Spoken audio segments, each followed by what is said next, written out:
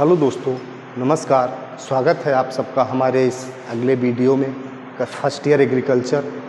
जैसा कि पिछले क्लास में हमने लाइव क्लास चलाने का प्रयास किया था, लेकिन किसी कारणवश लाइव क्लास नहीं चल पाया।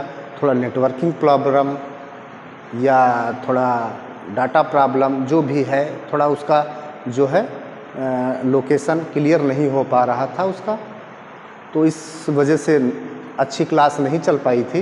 तो आज हम फिर से देख रहे हैं भैया, प्रयास कर रहे हैं लाइव क्लास चलाने की। थोड़ा बेटा समय लगेगा, लेकिन तब तक के लिए हम देखते हैं। टॉपिक है हमारा फसलों का महत्व तथा उनका वर्गीकरण। ठीक है, importance of crop and there classification. तो फसलों का महत्व और उनका वर्गीकरण, ठीक है, बहुत इम्पोर्टेंट टॉपिक है। तो बिना समय गंवाए हम स्टार्ट कर रहे हैं। तो फसलों का महत्व तथा उनका वर्गीकरण, भैया किसका महत्व और किसका वर्गीकरण? फसलों का, है ना। फसलों का ही महत्व और उन्हीं का वर्गीकरण हमें पढ़ना है। तो हम सबसे पहले फसल के बारे में जानते हैं, ठीक है। तो सबसे पहले हम भैया फसल के बारे में जानते हैं। परिभाषा क्या है फसल की?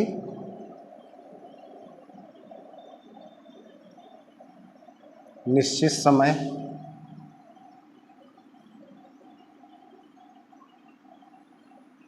तथा निश्चित क्षेत्रफल पर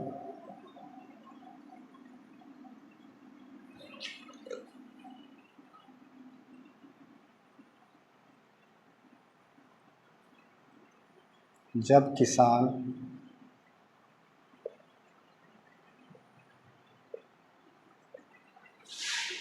उपभोग के लिए, अपने उपभोग के लिए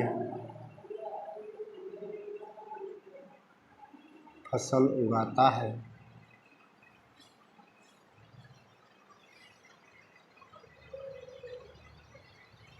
ठीक है, फसल उगाता है, तो इसे भैया हम क्या कहते हैं? फसल कहते हैं। क्लियर? अब बात करते हैं भैया वर्गीकरण। फसलों का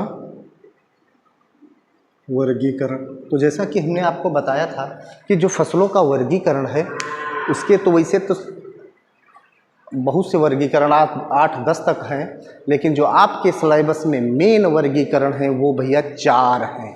4 यदि आपको क्लियर है तो आपका बेड़ा सा पार, ठीक है। तो देखिए भैया, कौन कौन से 4 वर्गीकरण हैं। पहला वर्गीकरण है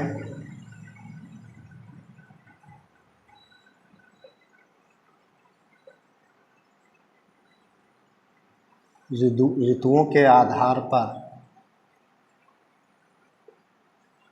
फसलों का वर्गीकरण। दूसरा है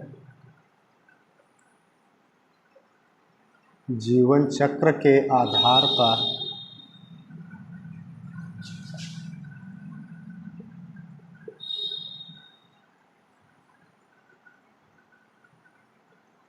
वर्गीकरण।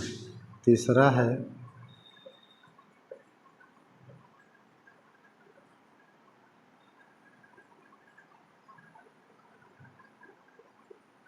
आर्थिक वर्गीकरण। चौथा है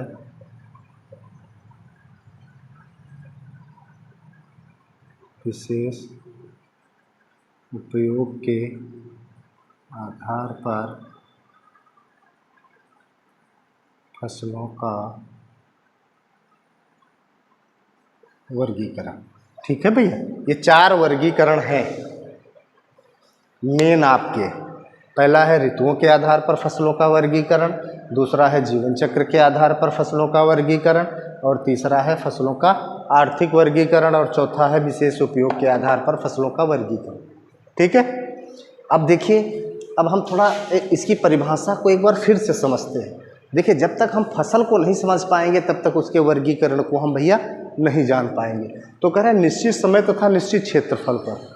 समय भी निश्चित होता है और क्षेत्रफल भी निश्चित होता है। कोई भी भैया फसल उगाते हैं तो बिना समय के नहीं उगाते हैं, है ना। आप कह दो गेहूँ हमको जुलाई अगस्त में उगाना है, क्या संभव है? ठीक है, तो कह रहे निश्चित समय तथा निश्चित क्षेत्रफल पर जब किसान अपने उपभोग के लिए उगाता है, मतलब किसान जब भी फसल उगाए अपने उपभोग के लिए, उसी को हम फसल कहते हैं। बाद में अपने उपभोग के अलावा जैसे आप एक्स्ट्रा है तो बेच लेता है, वो बात अलग है, लेकिन उसका मेन सिद्धांत अपना उपभोग। बेच लेता है तब भी तो उपभोग उसी का हो रहा है, ठीक है। तो ये इतना है, और इसके बाद हम एक एक करके पूरा वर्गीकरण नेक्स्ट वीडियो में करेंगे। Thank you.